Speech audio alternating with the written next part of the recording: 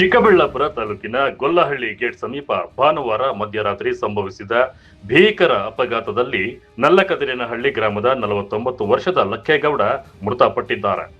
ಪುತ್ರನೊಂದಿಗೆ ಪೋಷೆಟ್ಟಹಳ್ಳಿಯಿಂದ ಸ್ವಗ್ರಾಮ ನಲ್ಲಕದಿರಿನಹಳ್ಳಿಗೆ ಬೈಕ್ನಲ್ಲಿ ಹಿಂತಿರುಗುತ್ತಿದ್ದ ವೇಳೆ ಬೈಕ್ ರಸ್ತೆ ಬದಿಯ ಡಿವೈಡರ್ಗೆ ಡಿಕ್ಕಿ ಹೊಡೆದಿದ್ದು ಅಪಘಾತ ಸಂಭವಿಸಿದೆ ಎಂದು ಶಂಕಿಸಲಾಗಿದೆ. ಅಪಘಾತದಲ್ಲಿ ಲಕ್ಕೇಗೌಡ ಸ್ಥಳದಲ್ಲೇ ಮೃತಪಟ್ಟಿದ್ದು, ಪುತ್ರ ಗಂಭೀರವಾಗಿ ಗಾಯಗೊಂಡಿದ್ದಾನೆ.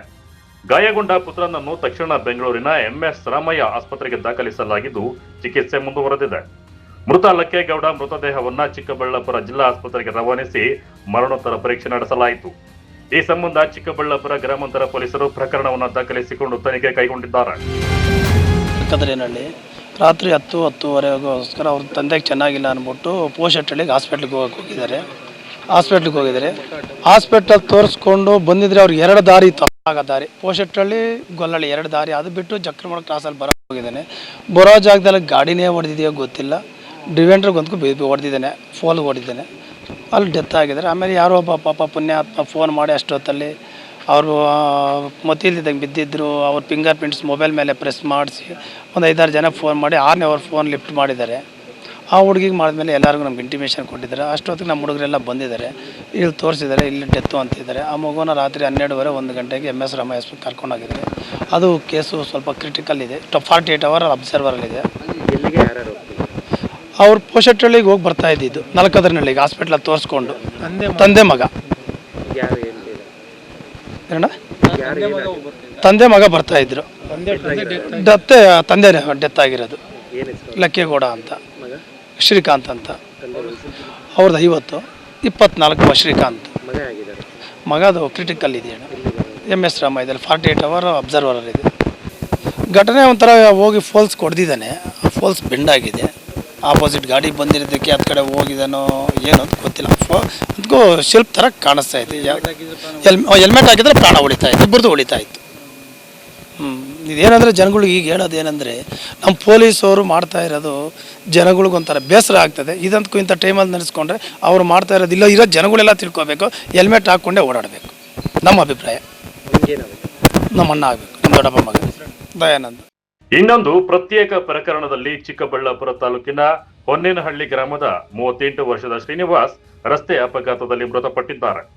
ಮಂಚೇನಹಳ್ಳಿ ಸಮೀಪ ಟವರ್ ಟೆಕ್ನಿಷಿಯನ್ ಆಗಿ ಕೆಲಸ ಮಾಡುತ್ತಿದ್ದ ಶ್ರೀನಿವಾಸ್ ಭಾನುವಾರ ರಾತ್ರಿ ಕೆಲಸದ ನಿಮಿತ್ತ ಪೋಷೆಟ್ಟಹಳ್ಳಿ ಕಡೆಗೆ ತೆರಳುತ್ತಿದ್ದ ವೇಳೆ ಅಪರಿಚಿತ ವಾಹನವೊಂದು ಬೈಕ್ಗೆ ಡಿಕ್ಕಿ ಹೊಡೆದು ಪರಾರಿಯಾಗಿದೆ.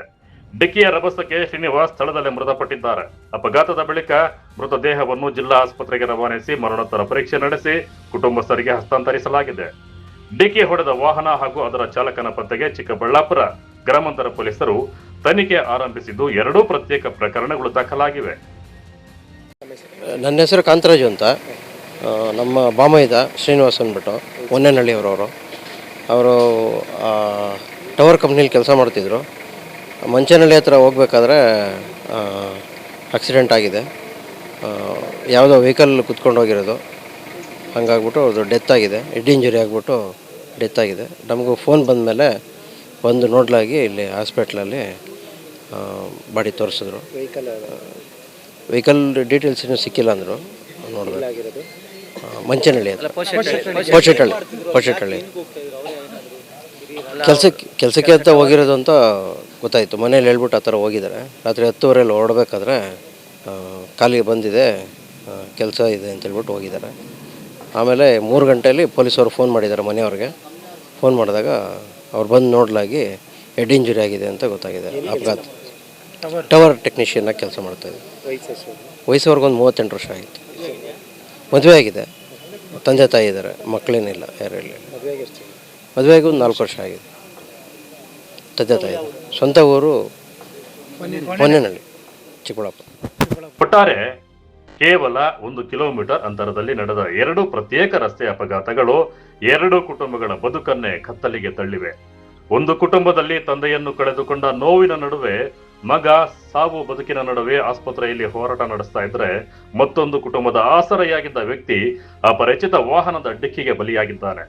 ಅಪಘಾತಗಳ ನಿಖರ ಕಾರಣ ಪತ್ತೆ ಹಾಗೂ ಪರಾರಿಯಾಗಿರುವ ವಾಹನದ ಚಾಲಕನ ಬಂಧನಕ್ಕಾಗಿ ಚಿಕ್ಕಬಳ್ಳಾಪುರ ಗ್ರಾಮಾಂತರ ಪೊಲೀಸರು ತನಿಖೆ ಮುಂದುವರೆಸಿದ್ದಾರೆ.